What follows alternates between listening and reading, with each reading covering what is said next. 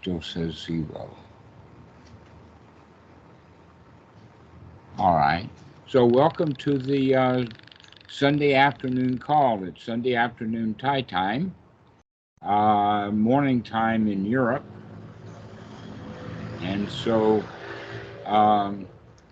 today we will talk about a smattering of things, starting with the issue of what is the timeline or the natural progression of things, and that we can answer that question in different respects. One would be right now.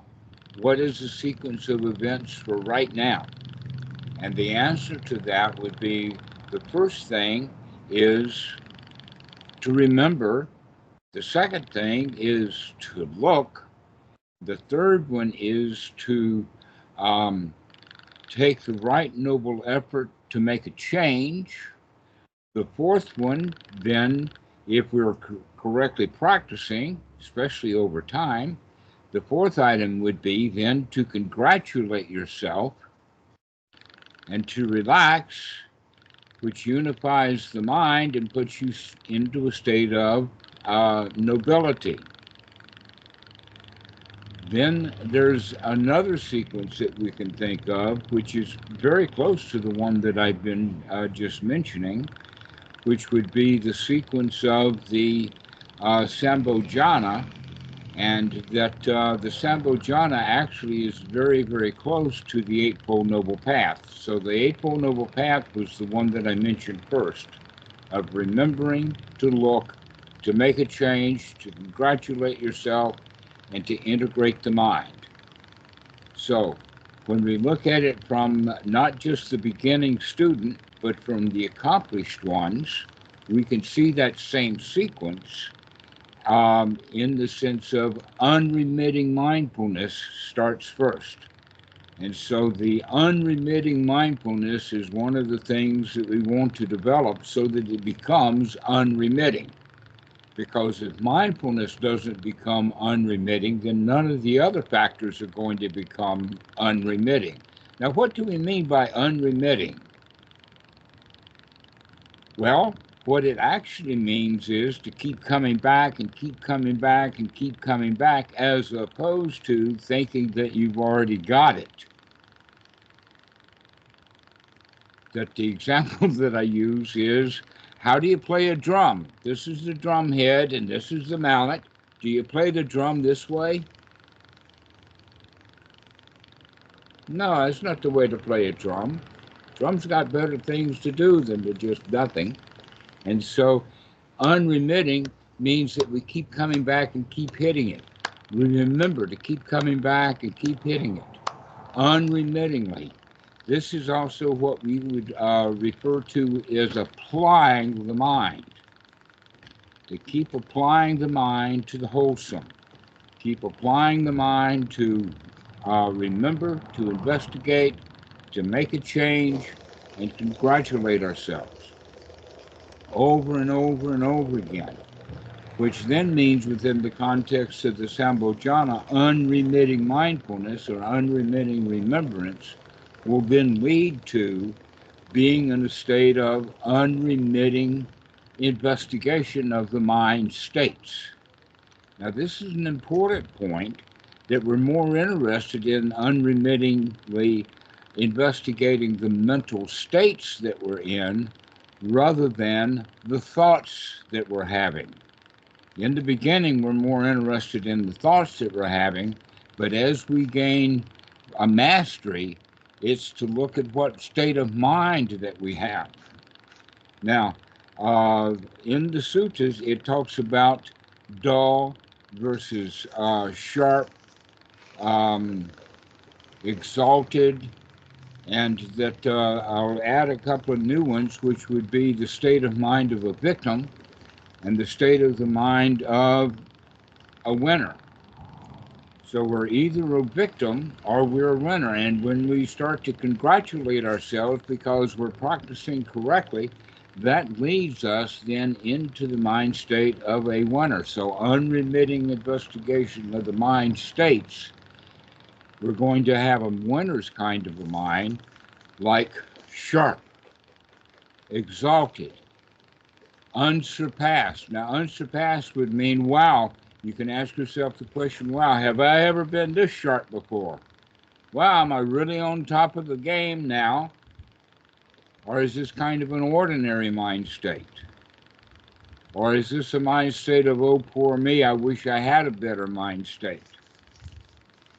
All right, and then the third item on it, the Sambhojana, would be the unremitting effort. Now, in the Eightfold Noble Path, it's known as right noble effort, but in the seven factors of enlightenment, the Sambhojana, the third item is actually going to be listed as energy, because our right noble effort has been developed unremittingly to the point that we're ready to jump right to it. It's kind of like getting out of bed. Some days you get out of bed, you just hop right out of bed, and at other days it'll take you 10 minutes to even get the covers off. All right, so in this practice, we all begin with having to take the right noble effort to crawl out of our mental states, unwholesome, and come up to wholesome mental states. But in the seven factors of enlightenment, and these are the factors of enlightenment, that effort is no longer a struggle at all. In fact, it's completely energetic, that we can hop right into a happy mental state. Ivan, go ahead. So if I catch myself in a sloppy mental state, is the right noble efforts also like congratulating myself when I catch it? I mean, right before I make the change, I already congratulating myself. I see that. Aha, Like how I see nice it that. is to see that. Mm-hmm. All right. Yeah. Okay. All right, so these things are mixed together in a way, and which comes first is not so important, but we can think of it is that as we develop, we don't start off congratulating ourselves. We start off in the sense of, oh, this is a lot of effort, but I made it. Into, wow, this is a piece of cake. I really like this, okay? And so that congratulatory, that wow feeling takes a while to develop. And with that energy also comes relaxation, to where things become really easy, and we practice not in a heavy-duty way, not full of fear or trepidation, but in fact, it becomes quite easy. If we've got the energy to do it, then we can do it relaxed. But if we have to put in effort with our effort, the right noble effort is effort, then as we start off, it's not so relaxed. Go ahead, Karwan. Well, at the moment, I sense I'm not in a nice mental state, and I can sense that, but there is no motivation to get out of it. I know what to do. I mean, if I go shower, if I shave, I would feel much better than I feel like right now. But sometimes I miss the motivation to want to feel better. Okay, so there's two ways of doing that. One is, oh, I don't have any motivation, which is the state that you're in now. Or, hot dog, I see I don't have any motivation. Let's get this thing going. Up, 2, 3, 4, let's go. Okay? So one's got effort that's hard to do, and the other one has the energy to do it. So we're looking, in fact, the growth of enthusiasm. We're looking for the growth of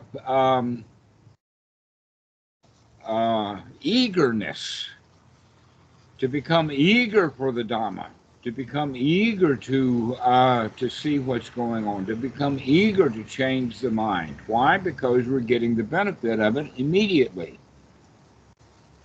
Okay, so right now you're not right at that effort yet. You're still at that effort of, oh, poor me. I got to put in some effort in order to feel good. Maybe I'll go take a shower.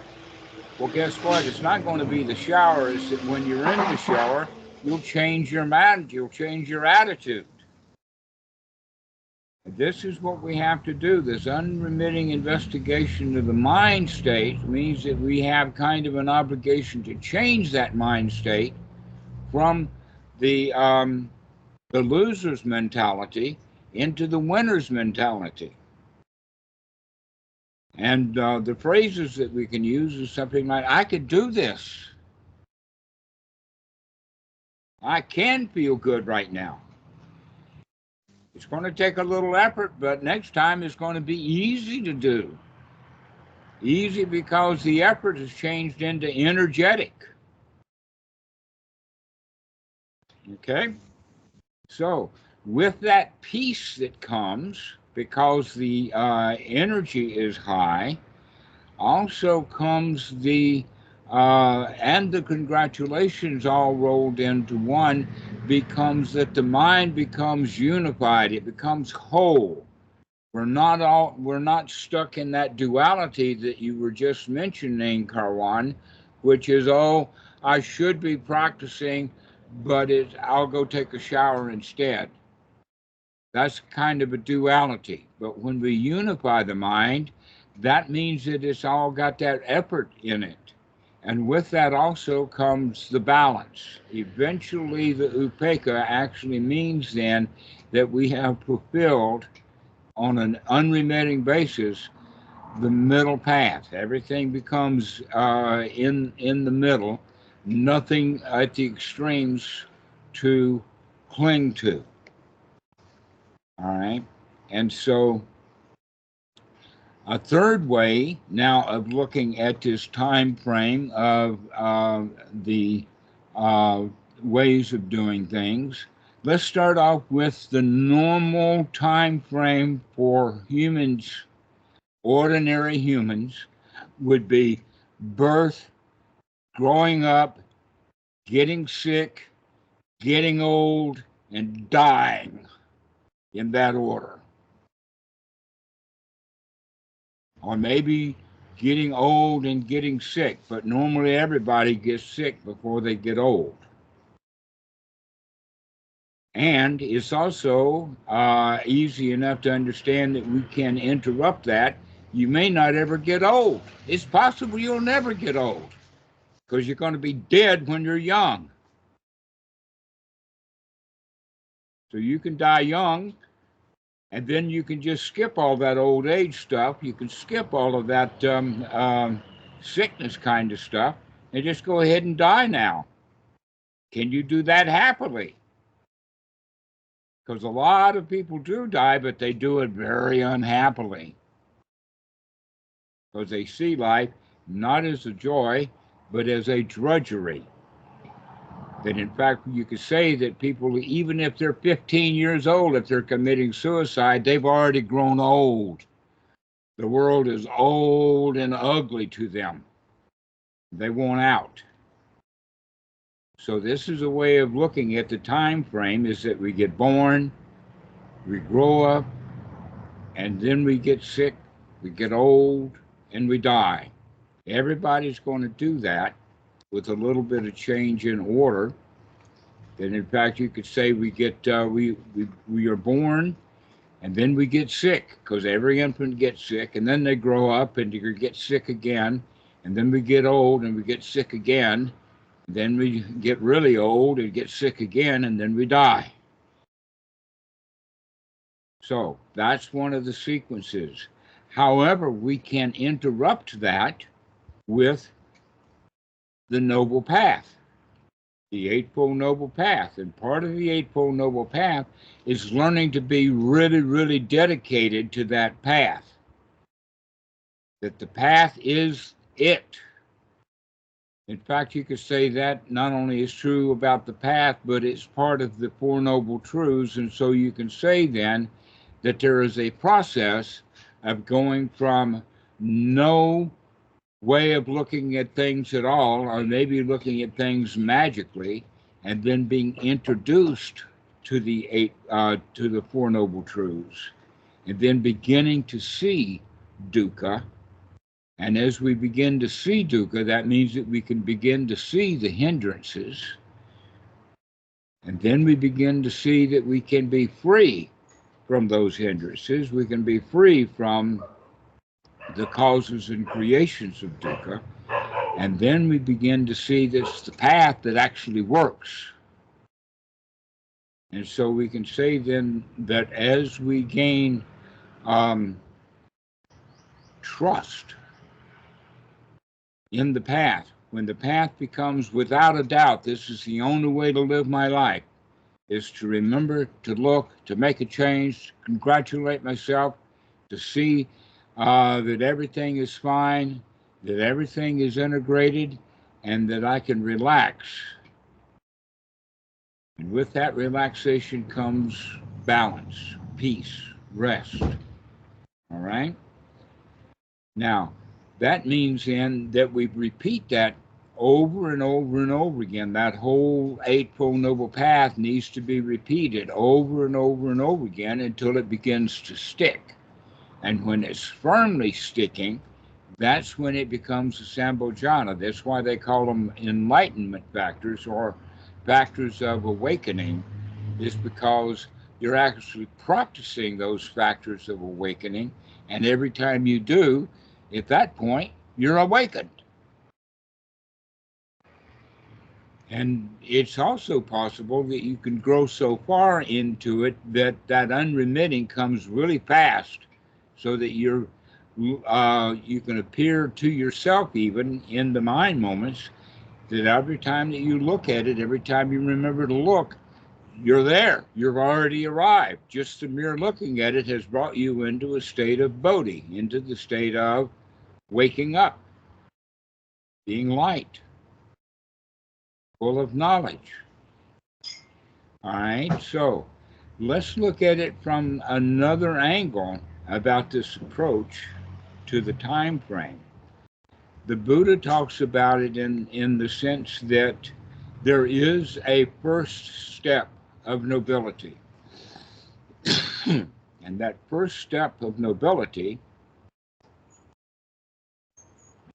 can also be referred to as the first step of Sotapanna. And that is when one has practiced enough, practiced over and over and over again, that he comes to the conclusion. In fact, this is the conclusion of congratulations, that he knows that no matter how obstructed the mind becomes, that he can get his mind unobstructed.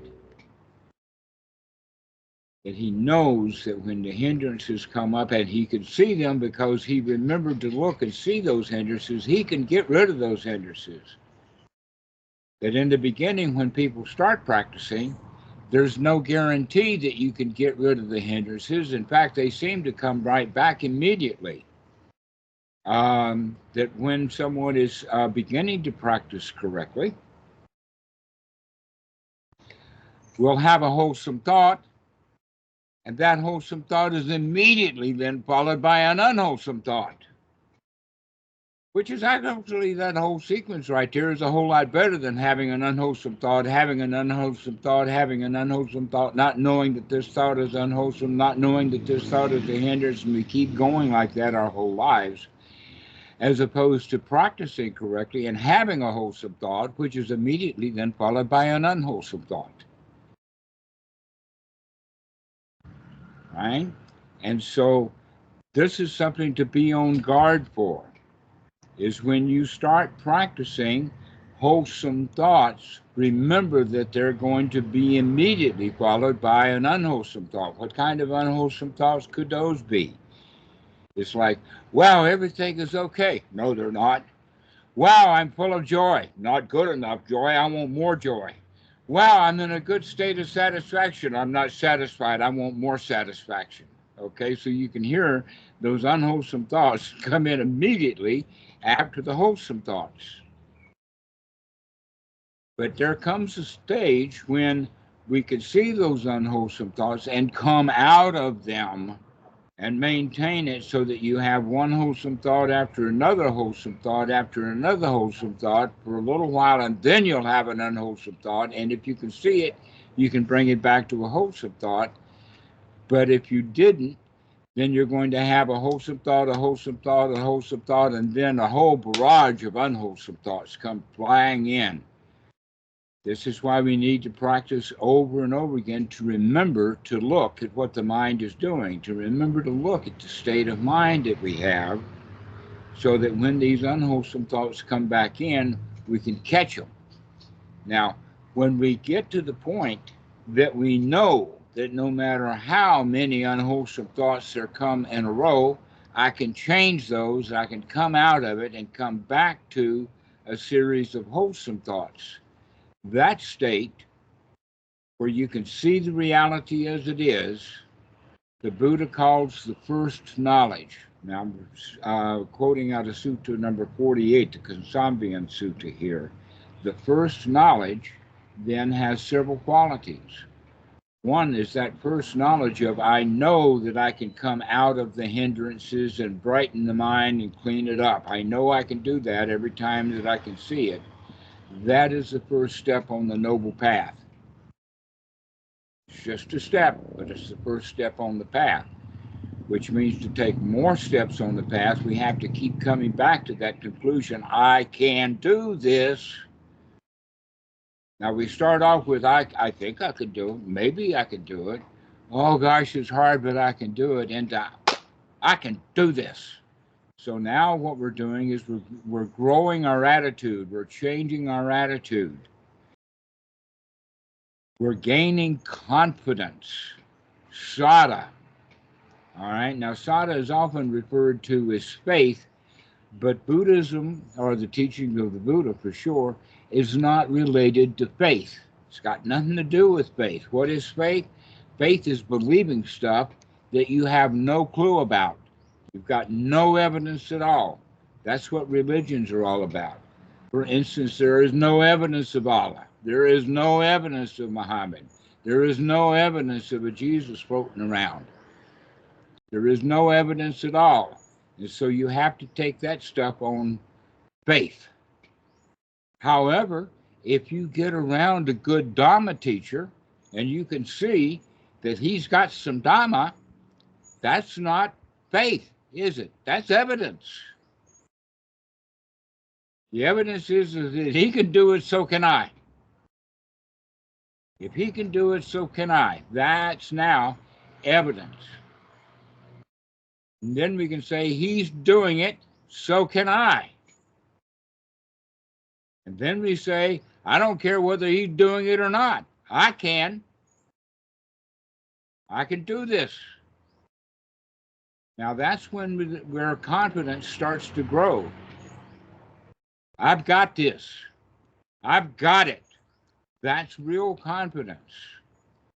And so as that confidence grows, our knowledge that we can change those hindrances, we can see the difference between an unwholesome thought and a wholesome thought. And as we do that, the Buddha says that not only is this a step on the path, but this is noble. It is noble to take on the attitude that I can do this, I can clean out my mind. Wow, what happened?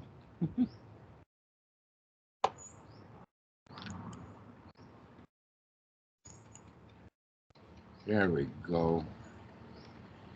All right, so we can clean out the mind, and as we do that, then the Buddha says that this is not only noble, and it's the first step on the noble path, but this is something that is not held by ordinary people. The ordinary people out there, they don't have this winner's attitude that I can do this. Everybody is born with the attitude of being a victim. We were born as a victim, we were raised as a victim, and almost everyone that you'll ever meet lives their life as a victim. We're a victim of our parents, we're a victim of the religion, we're a victim of the priest, and the priests are victim of popes, and the popes are victims of the congregation, and everybody's a victim. People, they say, I don't want to have a job because I'm a victim of the boss. And so they'll start their own business, and they find out now they're a victim to everybody. They're a victim to every customer and every supplier and the government. Everybody's a victim, and that's how we live our lives. But when we come to this station of, I can do this, that's the beginning of that change of attitude from being a victim into being a winner. And this is the first step along the path. So, if we have, in fact, now there are 7 knowledges according to the sutta, and when we gain all 7 knowledges, then we can reach the state of what is called Sotapanna. So let's go through those stages of Sotapanna for just a moment. The first one we've just covered. The second one is a state of what is called Samatha, or peace, and is also referred to as first jhana, that we learn that we can put our mind in a state of joy, satisfaction, eureka, and stay there for a while. We begin to learn that we can sustain that. In the beginning, we just touch it and go away and touch it and go away, and then we have the attitude, I can touch that. I can touch it. And then we begin to get the attitude of, I can touch it and stay there. And we can stay there for a while, but then the hindrances will come back. Never mind, start again. And this is also, when we can stay there for a while, that too is a step on the path. That too is a noble step, and that too is a stage that ordinary people never get to. They never get to a state of satisfaction that stays satisfying. For instance, getting a birthday present, or let us say a Christmas present. And the kid goes and he opens that first package, and oh, he's so excited, but what does he do after he opens the first package? He wants to go to the second package. Whatever he got as the first package is not good enough. Now, if it was really a good gift that he opened first, he'd be out in the yard playing with it. The hell with all the other packages. But oh no, the kids normally, when they open a package, their joy lasts only a minute. What's next? All right, so what's next is more of this delicious state that we're in. And what's after that? More of this delicious state that we're in. This is good enough. That's when the real satisfaction grows. Now, that's the second step. The third step is the one that we really want to talk about in this regard, and that's the one that's based in doubt. Now, the first level of doubt is the doubt of a victim. Who can I help? Who can I get to help me get out of my own mess? Who can I get to help me? I need a psychologist. I need a psychiatrist. I need a pill. I need a drug. I need some alcohol. I need a guru. I need a method. Okay? And when we find the method, this Eightfold Noble Method, when we find it and recognize that that's the one that we can use, then the next step along the way is, am I up to it? Well, we just decided that we're up to it in that first knowledge. So this third knowledge is absolutely, without a doubt, absolutely, because it's been tested and proven and tested and tried and tested and tested and tested. In every case, it works. And this then is, without a doubt, beyond any skepticism at all, the path, the Eightfold Noble Path is the path. It is the method. This is the way to freedom. And so we have knowledge and vision of what is the path and what is not the path, because what is not the path is everything that we've been doing that wasn't the path. Getting a Christmas present and another Christmas present and another Christmas present. That's not the path. Being satisfied with what is, that's the path. Eightfold Noble Path, that's it. Now the fourth knowledge is a doozy. This is the one that really tests that. And that is that you begin to accept yourself, warts and all. You're okay as you are. You're not perfect. You'll never be perfect. You're going to screw up. That's okay. You're a screw up, but you're a marvelous screw up. And you accept that you're all right. Yeah, you're going to make some mistakes, but if we are aware of our mistakes, especially right after we've made them, then we can be on guard and we don't make that same mistake. But these, the defilements, and by the way, let's look at the word defilement. There's another way of using the word defilement, and that would be like the Pali word is asava, by the way, and we often think of it as fetters, but when we think of fetters, we think of a kind of like a bondage, and that if we can take that chain or that rope off, then we're completely free, that we only have to free ourselves one time. But if we look at them in the sense of defilements, and our first word that is used in the old days, rather than defilements, was using the word canker. The word canker is also looked as, let us say, an impurity. And now we can look at it in the sense of a pimple, a growth, a wart, a cyst, a blackhead. And that we're going to have a lot of blackheads. So let's be happy that we can pull these blackheads one at a time out as we can see them. And so we can do that with joy, rather than looking in the mirror, oh no, I'm a mess, in the sense of, aha, I see that. And so you begin to accept yourself. This is where we turn from being critical of ourselves, of seeing all of the warts, seeing all of the defilements, seeing all the cankers, seeing all of our blackheads and our pimples and our warts, one at a time. We accept them as they are.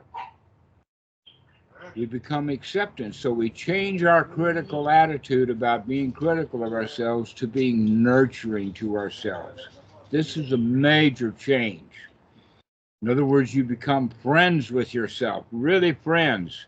You're not criticizing yourself anymore. You accept yourself the way that you are, because you've been practicing that through the Eightfold Noble Path. Now it's time to change your attitude again into, I'm okay. I'm good enough. So that's the fourth one. The fifth one would then be the analogy in the sutta is that the young monk, whether he's doing his duties as the what, like sweeping, he's sweeping, but he has his mind upon the Dhamma, that we become interested and dedicated. We want to hear the Dhamma. We want to remember the Dhamma.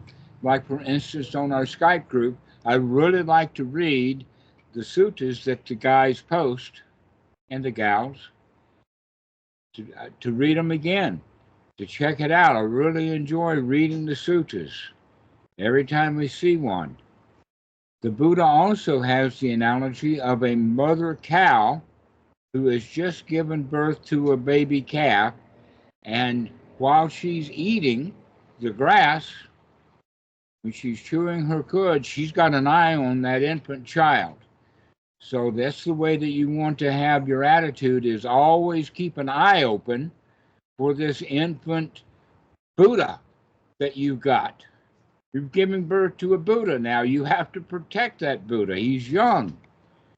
And so you spend all of your time thinking about the Dhamma, how to protect yourself, etc., like that. As this grows, then from step 5 into step 6 would be to cultivate enthusiasm, that we become enthusiastic and eager for the Dhamma. And as we then mature in the Dhamma, we become delighted with the Dhamma. Now, this delight is an important point. There's a lot of ways of being delighted. We can be delighted with a Christmas gift. We can be delighted with an email. We can be delighted with a phone call. We can be delighted with a night out. We can be delighted with a night in. But here we're talking about becoming delighted with the Dhamma, that there's nothing else that we want to do other than the Dhamma.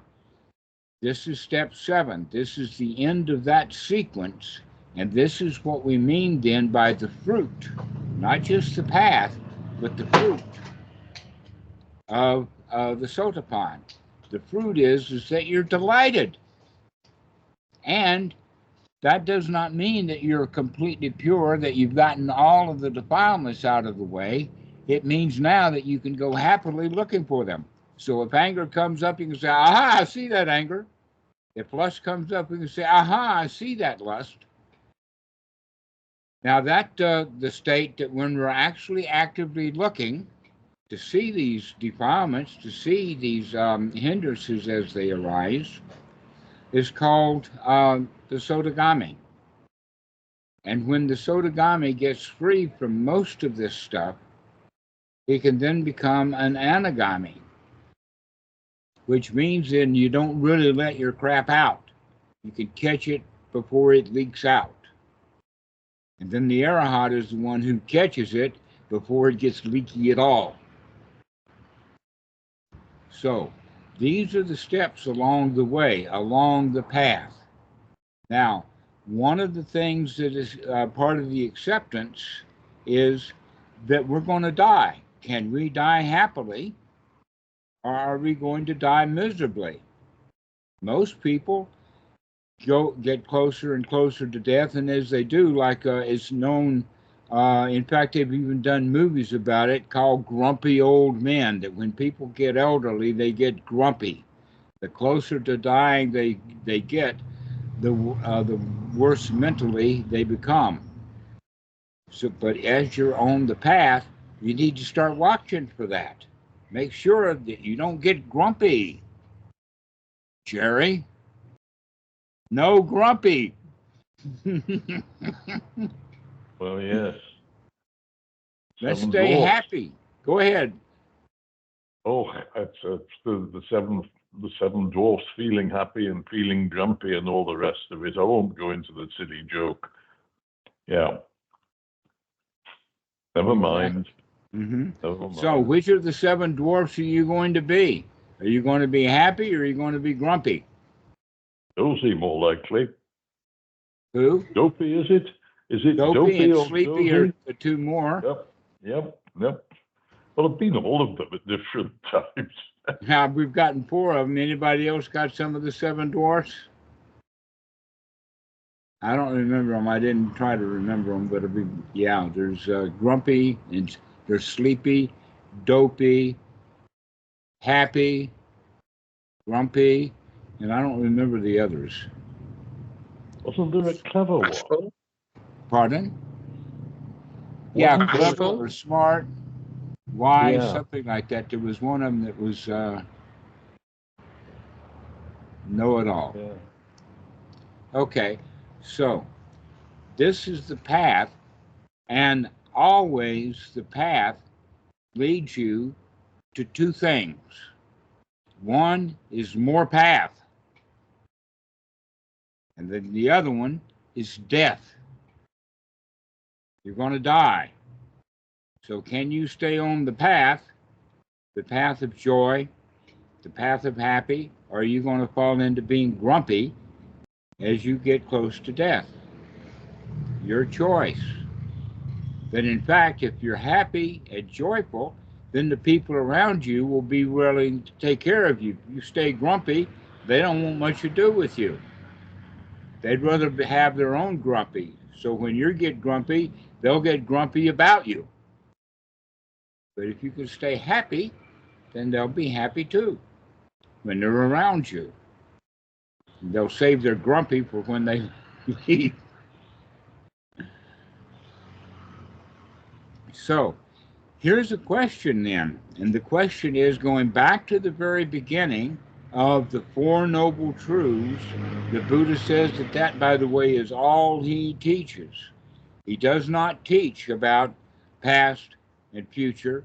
He does not talk about the soul as opposed to the body. Is the soul and the body the same? Are they different? Are they somewhat mixed?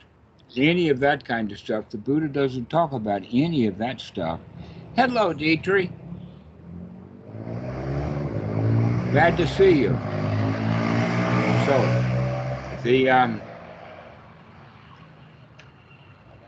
the question then is back to the very first question, which is, this is dukkha. How do we recognize dukkha? This was a question that was asked. How do you know a hindrance when it's a hindrance?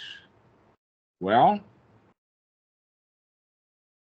when we're sitting, practicing, doing nothing else but doing this, we can give a good idea that if our thoughts are about the future, if there are thoughts about getting something that needs to be done, if we're thinking about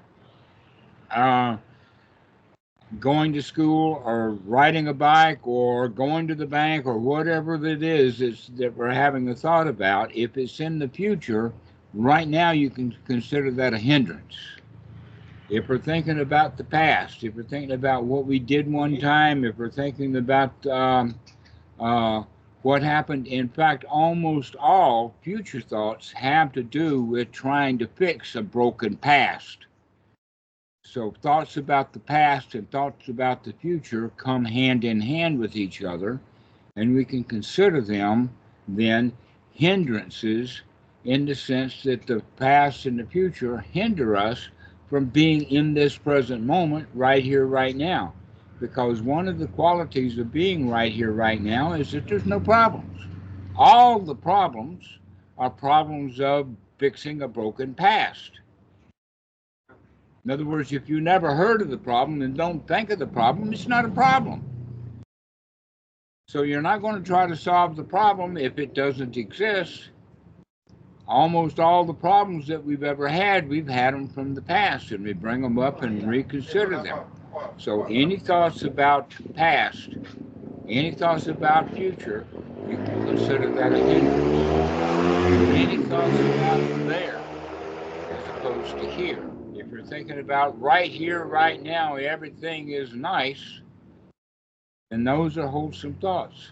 Anything about over there, over in the Ukraine, over in the UK, over in Oklahoma, over in Malaysia, over in wherever it is, in this particular moment, you consider that a hindrance. Now, as people grow, in the beginning, there are three kinds of thoughts that we can have. Those that would be downright unwholesome, which I've given you an example of. And then there are thoughts that are going to be downright wholesome. All right, so let's use the difference, okay? One would be thoughts of working, getting stuff done, thoughts of cruelty, thoughts of getting what we want, thoughts of getting away from things that we don't like, thoughts of doubt, ignorance. All of those kind of thoughts would be thoughts that would be considered hindrances. And then we can have thoughts that are guaranteed to be wholesome thoughts. Like, wow, this is nice. Everything is okay. Not a problem in the world. Wow, right now is good. I like this right now. Okay, those would be thoughts that could be considered downright wholesome right here, right now. No place to go, nothing to do. I can just enjoy. If we have thoughts about what's next, well, isn't that a thought about the future? How about thoughts about is that all there is? Well, if we can have some thoughts about is that all there is, and that's a negative thought because we're wanting more. Or we can have the thought, this is all there is, whoopee, this is it. And then that would be wholesome. So there then would be, for most people, a huge gap in the middle. That we've defined about 10% of the thoughts as guaranteed to be unwholesome and about 10% of the thoughts that are guaranteed to be wholesome. What about that 80% or so in the middle? That's where wisdom comes in. Because as you investigate, you will have to figure out for yourself all of those in-between kind of thoughts to see whether they're wholesome or not. And the criteria would be that they're unwholesome because they're hindrances, and they're hindering because they're preventing us from being in the state that we would like to be in. So you can use that as a measure. How do you want to feel right now? And then feel the way you want to feel, as opposed to feel the way that you talked yourself into it. That literally we have been talking ourselves into feeling bad our whole lives. Now it's time to talk yourself into feeling good. So Ivan, go ahead. Just a quick question about the past and the future. The Dhamma is one that's it's not bounded by past and future, right? It's always here. Because I think the answer is yes. So my question is, what about if, we practice in the Dhamma trying to purify? Isn't that in a sense there's some future goal there? I mean, I see that as wholesome. I don't know. I'm not really actively thinking about it. If you say I can practice and get myself in the future into a good state, that's actually unwholesome. But if you say I'm practicing right now and I'm getting into a good state right now, then that can be considered wholesome. Yeah. Okay. Yeah. Okay. All right. So be careful to watch the verbs that you use. Are you using verbs of past tense? Are you using verbs of future tense? Or are you using verbs of present tense right now? If you're using verbs of right now, then that's wholesome. But past and future tense verbs are generally not wholesome. Okay, so this is the path. The path is that we practice until we get wholesome thoughts one after another, being careful that is most likely when we start practicing that our wholesome thoughts are immediately going to be followed by unwholesome thoughts that generally disagree with the wholesome thoughts. Like no place to go and nothing to do. Aha, I can think of something to do. That's a hindrance. If we can come back to say, I'll do it later. Right now, I'm going to be okay. Be happy with nothing to do and no place to go. So this is the way that we can handle learning what a hindrance is. Anything that prevents us from being in the present moment, right here, right now, feeling the way that we like to feel. So that's basically it. There's a point then we can say sometimes, like we'll see a corpse, we'll see a dead dog out on the street, we'll catch a rat and he's dead in the trap, we'll see death. Death is a natural part of it. Everything that lives dies. So when you see death, what are you going to do with it? Well, one of the things that you could say is, oh, poor me, that's going to happen to me. You can see, in fact, that happens in funerals. In fact, funerals are a high-priced way of setting up so that the whole crowd feels bad. And they're waiting for the cue. And when mom or the wife burst out into tears, the whole crowd gets that cue and they burst out into tears also, out of grief. And in fact, I was just discussing it with Mikey, I think today or yesterday, that most people who consider themselves Christians are not really Christians. If they were really Christians, and when Uncle Fred dies, it is a yippee, Fred's dead. Yeah, he's in heaven, he's feeling good, I'll be there next, Fred, we'll see you in a minute.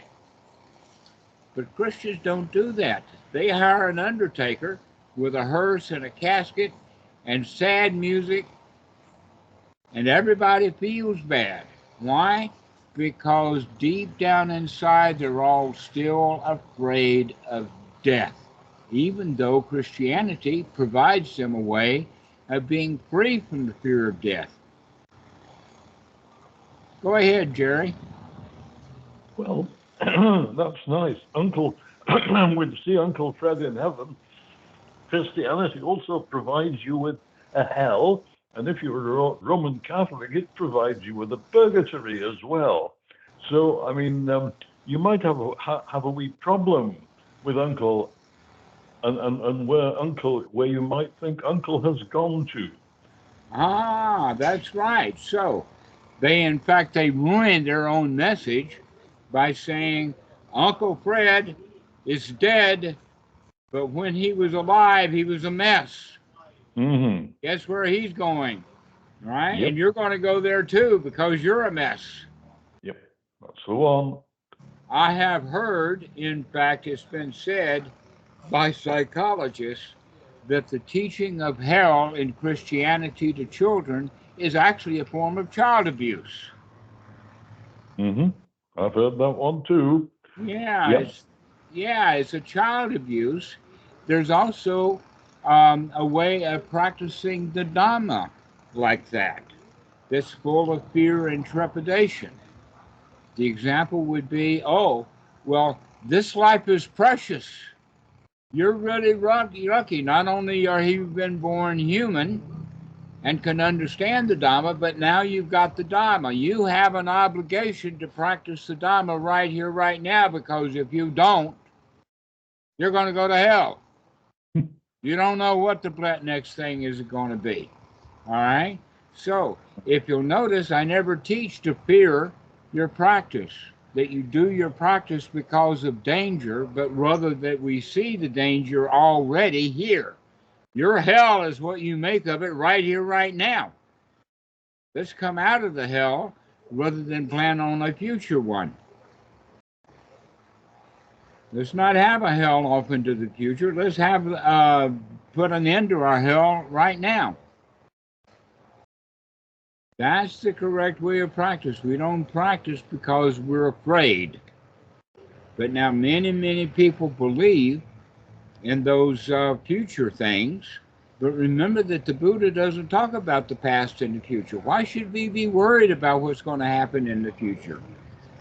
And in fact, if you're ready to have heaven right now, then when you're dead, you can do it then too. Let's have a heaven right now. Whoopee, this is good enough. But we're all already programmed for fear. We have a self-preservation instinct built in, and that self-preservation instinct has a language, and the language is fear. Now, in the old days, as through the development of the human, let us say 1 million years ago or so, whatever pre-humans were there, they also operated their whole life out of fear. And as we become humans, we've done a whole lot of stuff to take care of our fear. We started living in villages. We started having houses to protect us. We started wearing clothing to protect us. Now that we've found out about germs, we've got all kinds of reasons to protect ourselves, boiling our water or having good drinking water, whatever like that. And so we've made a kind of a paradise for humans by our civilization, and yet everybody still feels like there's something wrong. We're not ever taught that everything is already okay. Enjoy the paradise that you've got. And so that fear remains. Guess what? In our society, they abuse that fear as a control item. Oh, you should hate all of the brown people. You should hate all the black people. You should hate all those people because they're coming for your job. If you don't behave yourself and do what the church says, you're going to go to hell. If you don't cooperate with the police, they're going to lock you up, and they'll find one hell of a place to put you. So, Our whole society is based upon this fear system, which could also be called a stick to beat us with. And we respond to that stick with fear. Fear of the stick, fear of getting beaten. What we can do instead is change that whole thing around. You've heard of the carrot and the stick. Let your life become a carrot. Practice making it a carrot. Practice throwing the stick out of your mind and replace it with a carrot. Enjoy your life. Enjoy the moment. Don't practice because of you're afraid. Practice because it is nice. It feels good to be happy right here, right now. So, what do you think, Dietrich?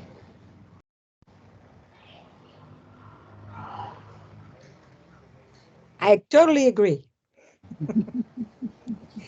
But I was wondering, Dhammarato, it is still, it feels a little bit like that you don't, that you're not like allowed to, or that it's not good for you to want things, like to create things. Because I like create music. I like to, that's like like be inspired to do something. It's Okay. more like, All right. You're talking about creativity. And the question is not whether you want to or not. The question is, are you enjoying it? Because there are artists who hate their artistry.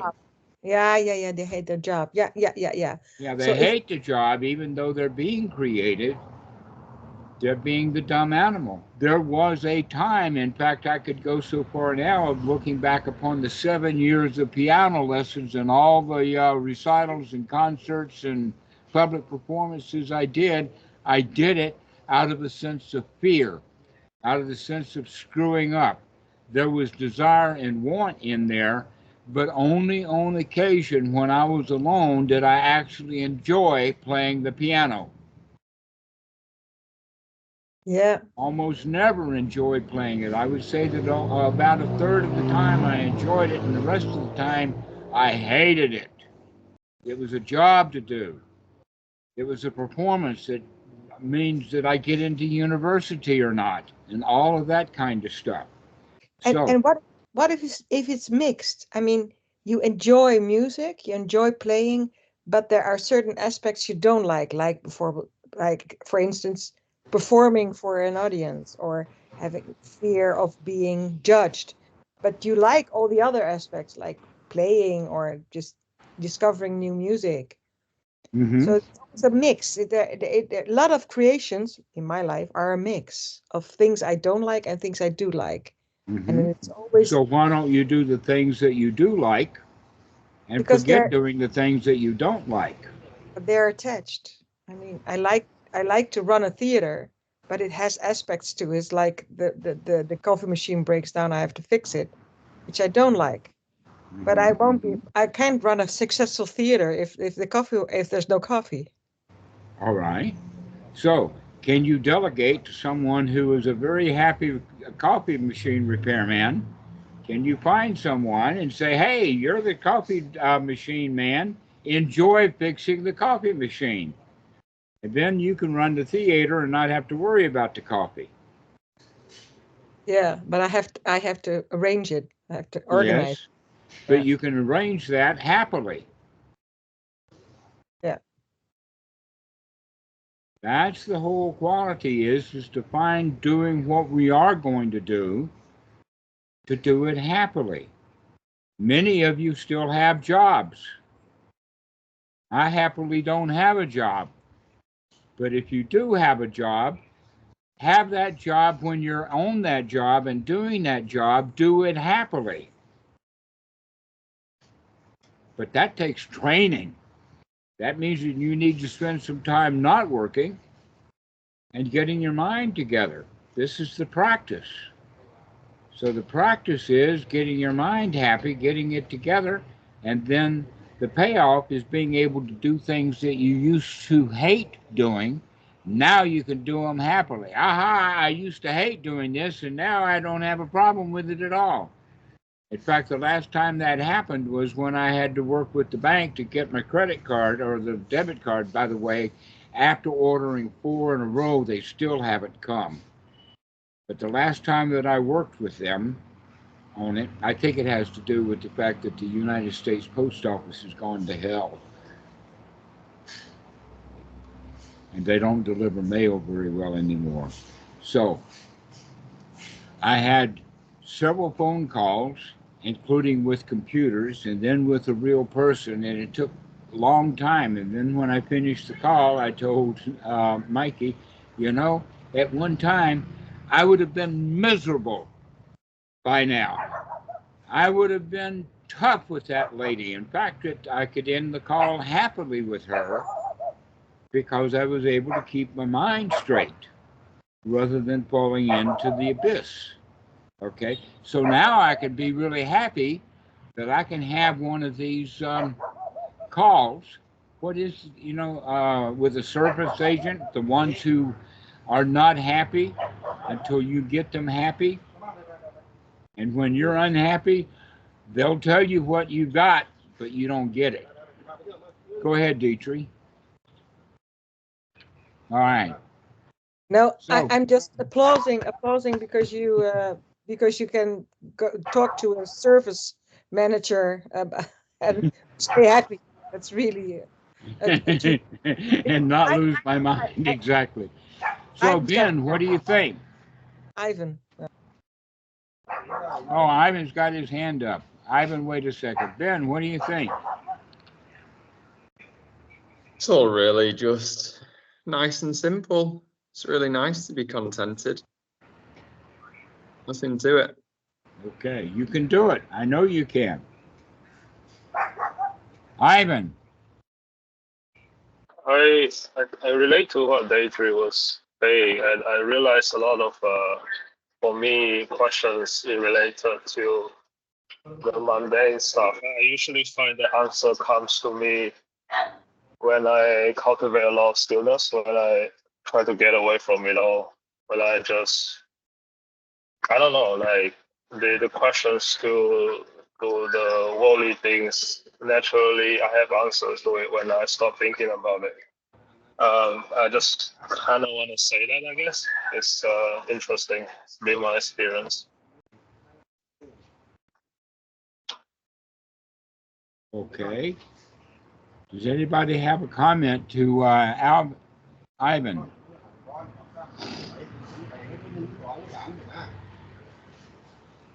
Aurelian, how about you? Did I get your name correct this time? You did indeed. I'm contented. I'm feeling good. I liked the reminder of the mother cow keeping a subtle eye on their child whilst they're chewing. It's a nice analogy for when I'm doing work at university.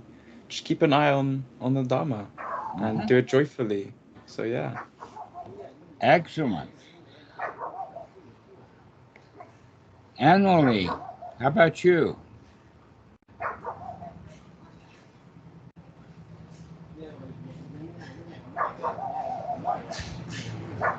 Kawan, how about you?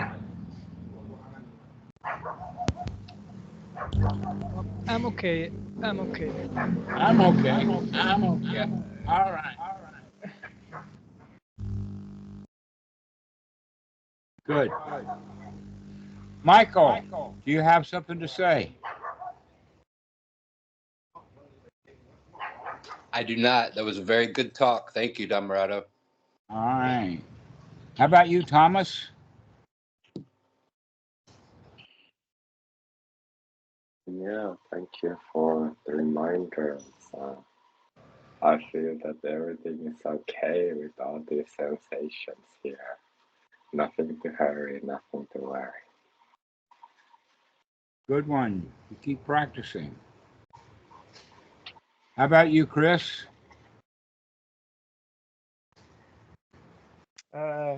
Not really. Although this may be the best chance I ever have to ask you something that I've wondered about for a long time. I knew in generalities that you had a history of music, and I'd always wondered what happened when you took vows, and then again what happened when you disrobed. So my question is, what music are you listening to this week? But I'm not sure of your question. Do you listen to music today? I've heard music play today, but I didn't listen to it.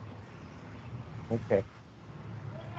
So you've given up music, not part of your life. I would say, yeah. I would say that, in fact, I gave up music in around 1982 and have not played a musical instrument. Sometimes I'll sing a song but to the students, but the singing is actually Dhamma. Like Don't Worry, Be Happy. Or the most recent one is that when your heart is on fire, burning with desire, smoke gets in your eyes. That's the Platters, 1952. But anybody who has written any music since the 1970s, I probably haven't heard it. I have not listened to any modern music, especially things like rap and heavy metal and any of that kind of stuff. There's nothing to it. What about your favorite song, Dhammarato? Looking for love in all the wrong places. Right, looking for love in all the wrong places, looking for love.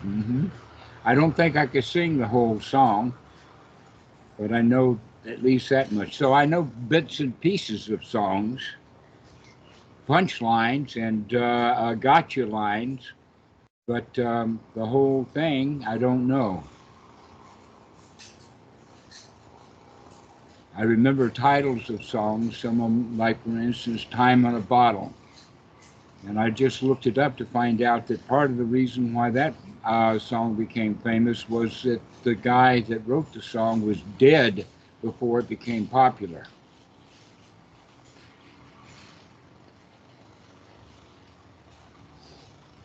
So that's it with that, Chris, is that nope, I don't find much value in music. Okay. Good night, sweetheart. Time to go. Do-do-do-do-do. I certainly haven't gone into any public performance. Now, let's see what it is. Nacha Gita Watida Bisukadasana Vairamane Sakavadam Samati Ami. The Nacha is dancing and Gita is music or singing or poetry, and that the Buddha wasn't categorically against all forms or all kinds of Gita, which is what a lot of people think. They say, oh, the Buddha was against music, but if you understand the entire precept, it's Visuka Dasana. Now, the dasana there is to become a slave to entertainment. And basically, in the time of the Buddha, they didn't have Walkman. They didn't have digital. They didn't have tape recorders. They didn't have any form of recorded music. That any music that you listened to, you had to go to a public performance. And so the Buddha forbade his students from going to public performances. Now, the example that I'll use is that I've seen an opera to where the audience was getting ready, that the musicians were all tuned up, the orchestra leader got his baton in the air, and the Pope and an entourage walks in and comes and sits in his balcony seats with his entourage, and the whole audience turns and looks at the Pope. They give him a bow, or some of them clap or whatever like that, and then after that little ceremony, the Pope nods to the orchestra director, and then the orchestra director takes his wand and starts the music. And guess what? Nobody is paying attention to the Pope anymore. He's old business. He's nothing. People didn't come to that place to see the Pope anyway. All right, so now we can say that that same thing then applies to monks in general, that the problem with the monks being at a performance is that they are not the center stage. They're not the performance. People didn't come to see the monks are just there. And when the Buddha made a public appearance, he was the star. He was the lion. He roared. He was in charge of any assembly that he went to. And so this is basically what we can say is that we do not go to public performances to be part of the audience in that way, that we come to become the star of the show. And then it's not a musical performance anymore, it's a Dhamma lesson. It's a Dhamma talk. And so monks in Thailand, they do have cell phones. They do have recorded music, but monks do not go to public performances. If the monk goes on television, he's there as the star of the show to talk about the Dhamma. He's not there as an audience member. And so I say that to you, Chris, so that you can understand that the problem is you still here? Yeah, there you are.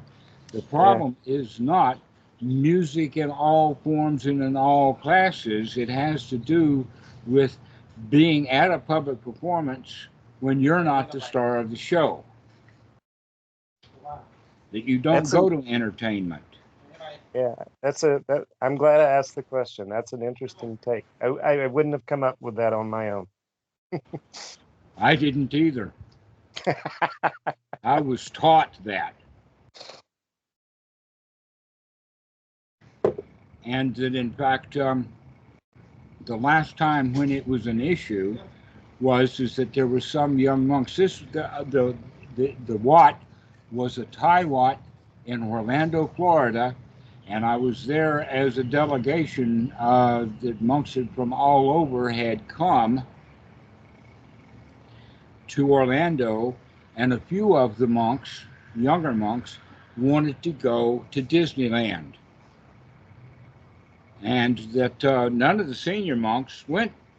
It was only the junior monks.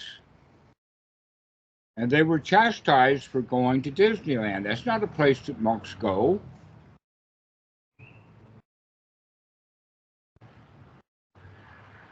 And so that's the last time that I ever remember that. That's the only time that I ever remember that it was an issue, was because visiting monks, I don't know where they were from. In fact, I think several of them were from all over the place. But while they were doing that ceremony in Orlando, well, let's go to Disneyland. The answer to that is, you don't go to Disneyland. Not in the robes. I thought it was love songs that was the problem. I mean, a problem at least. All right, I'll give you one more story. There was a Western monk. His name was Brian. And he was at Wat Suan Milk before I was. And he had also a good relationship with Achan Po. And Brian told the story that he got Achan Po to listen to Beethoven's Ninth Symphony. Not the whole thing, but the Ode to Joy, the last part of it.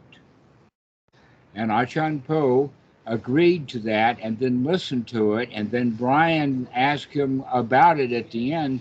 And Bhikkhu Achan Po said that he doesn't have any problem with that kind of music. That what the Buddha was against was the tribal dancing, the hoochie goochie of 2,500 years ago, the kind of stuff there. So I would say it depends upon not the love song itself, but it depends upon how many wiggling butts are on stage while the song is being sang. And if you're not at a public performance, then the only way that you would know about that was because you were looking at a video. So in fact, that's much more of a problem with the images on the video than it is with the music itself. And so one more thing, look in the Paddy Mork. Do you have a copy of in English of the Paddy Mork? Now I have to open that today. Huh? Okay, yes. Okay. Go find what class of item that it is in the Paddy Mork rather than the precepts. Go look into Paddy Mork to see what it has to say about music. I bet you won't find much. Okay. All right. Well, thanks. That's an interesting question. So, do you like Thanissaro Bhikkhu's version? I don't know what Thanissaro Bhikkhu's version is. Okay. Do you have a favorite English translation? No. Most specifically, I would say that Nanamali's translation is probably the best because it's the most poetic. And I like the way that it's written. And the one that I dislike the most is the one on Sutta Central. That looks like that it was translated by a machine, though it's got a Bunk's name on it. And I have, every time I use those suttas, I want to get a pen out and change it because it's very poorly translated. But Nanamali has a translation that's very poetic. And by the way, I'm speaking about the published version of it that Bhikkhu Bodhi was the editor.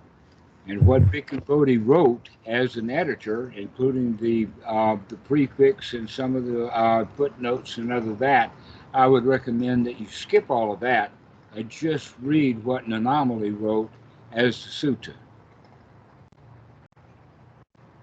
You can do a better interpretation of it on your own. But other than that, I don't know of any good translations yet. Let us say that that's going to be the 22nd century Buddhism, is let's come up with an accurate translation of the suttas.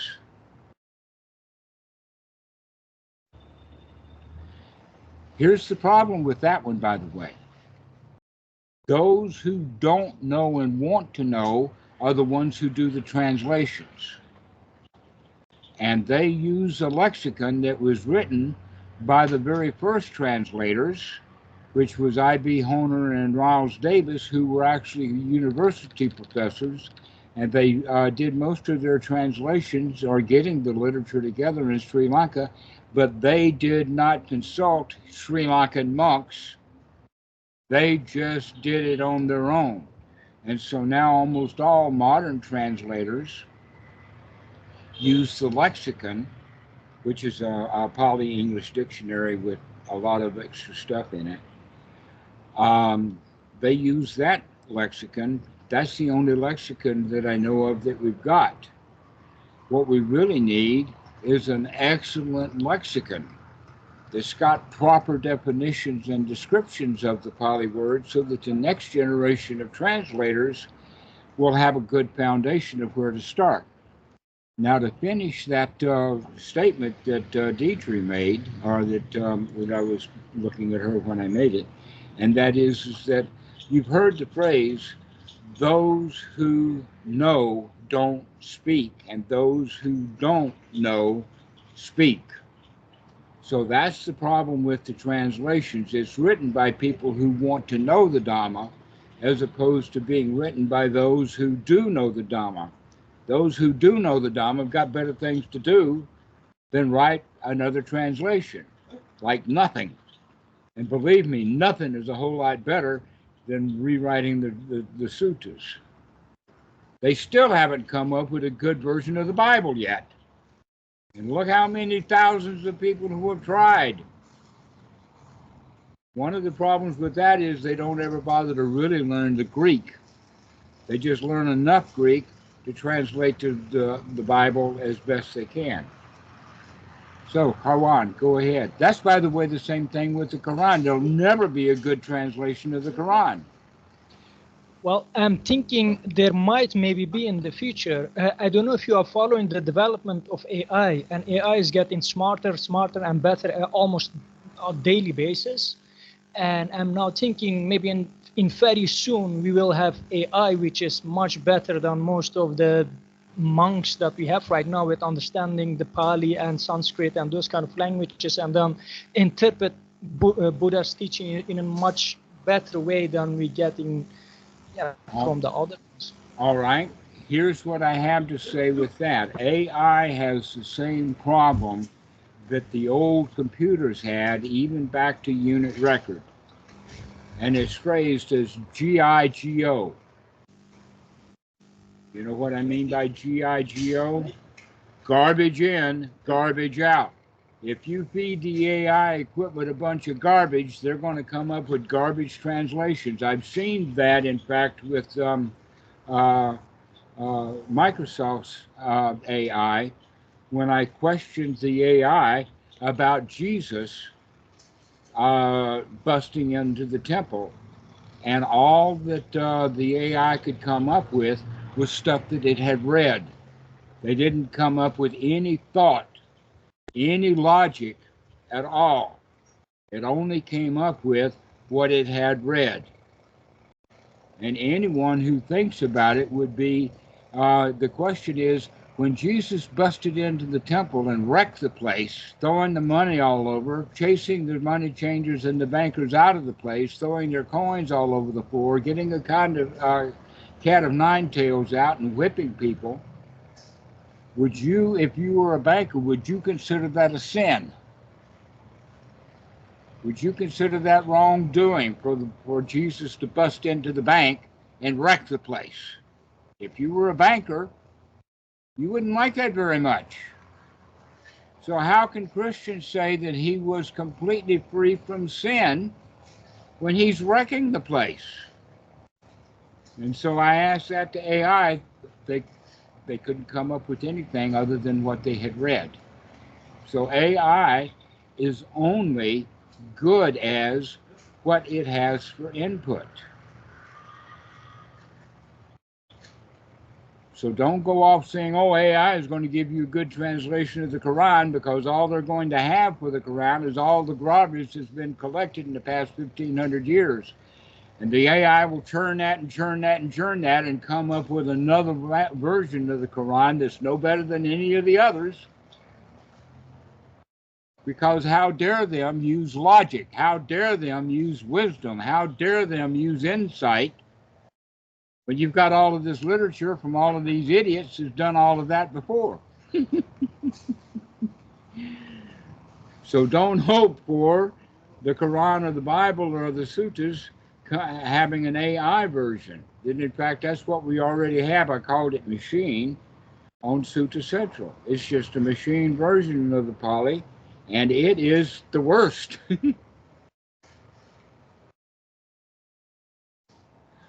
All right. So let's go ahead and finish this. We've been yakking for quite a while. Does anybody have any last things to say? Dhammarato, can you post a more reliable link for the sutta? You said reading Ajahn Anamoli something like. Can you provide an anomaly? Yeah. All right. This is what I would suggest for those who really care. Go to Sutta Central, get up the machine language version, because when you do, you can set the settings so that you can see the Pali line by line. And then look for the special words that are most likely to be badly translated, and look up that word in the lexicons, see if you can get a good definition, and use some wisdom, use some logic with that, so that you can come up with a good translation on your own. This is going to take work.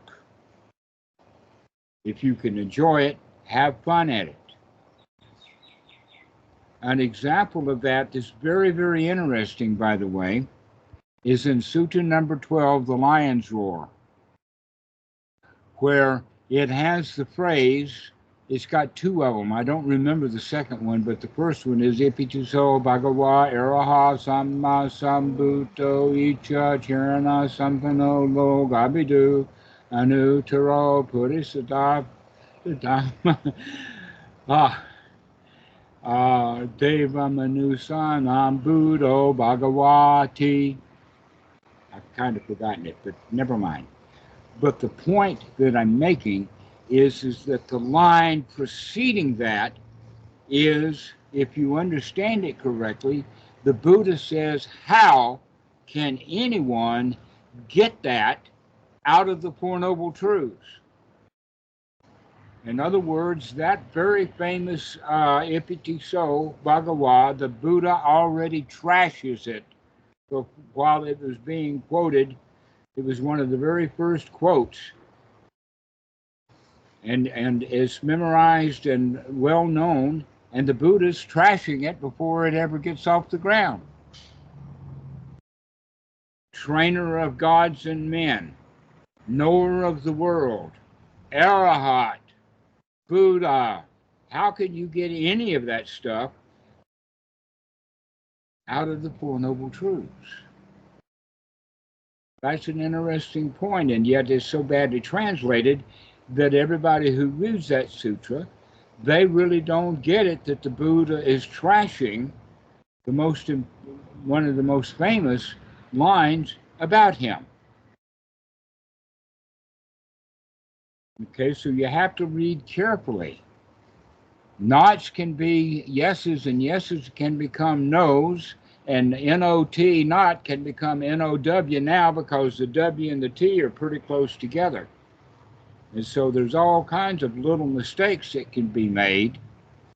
And so this is why I would suggest do some research, really investigate. That's what's going to give you the real Dhamma, is to investigate both the literature and your own mind. You don't take up the first thing that you hear. So I'm not a fan of English language translations of the suttas, and yet I use them because that's all I've got. But I don't trust it. I want the Pali.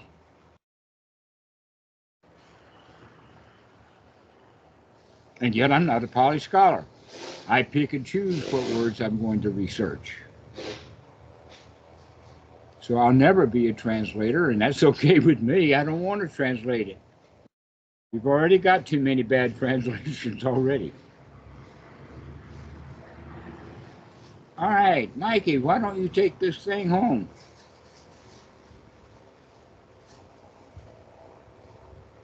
Yeah, thank you for being here today, friends. If you would, go ahead and check out OpenSanghaFoundation.org and sign up for a profile, add a profile picture, check out our Sangha groups, and audio transcriptions, our map as well. There's all sorts of cool toys and things to play with. So yeah, see y'all. Take care. By the way, Kat has just told me that he's made a short video about his life. Has he sent that to you, Mikey? He has not sent me the video yet, but he did tell me about it. Okay, so we've got something new to share with you, and it'll be on the video page. So watch out for that. All right, well, thank you all very much for coming. This has been a nice chat. Thank you for the talk. Bye, everybody. Thank you, everyone. Thank you, Dhammarato. Thank you. Bye.